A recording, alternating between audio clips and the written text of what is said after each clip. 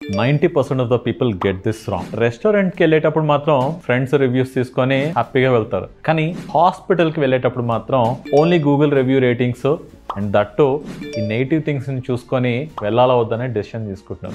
హాస్పిటల్కి వెళ్ళేది మనం ఒక జబ్బు కోసం, ఒక సీరియస్నెస్, ఒక ప్రాబ్లం ఉంది, దాన్ని మందులతో తగ్గించుకోవాలా, లేదా సర్జరీనా, లేదా ప్రాణం ఉంటుందా లేదా అన్న సీరియస్నెస్ ఉన్న ప్లేస్లో మనం ఈ గూగుల్ రివ్యూస్ మాత్రమే కన్సిడర్ చేసుకుంటూ డాక్టర్ని ఆయన ఇచ్చే ట్రీట్మెంట్ని కన్సిడర్ చేయకపోవడం వల్ల most of the people are at loss. అంటే ఈ గూగుల్ రివ్యూస్లో కొన్ని ఫేక్ రివ్యూస్ ఉంటాయి. కొంతమంది డబ్బులు ఇచ్చి మరీ రివ్యూస్ కానీ రేటింగ్స్ కానీ తెచ్చుకునే పరిస్థితి ఉంది ఈ రోజుల్లో. మంచి డాక్టర్స్ అందరు కూడా ఎప్పుడు బిజీగా ఉంటారు.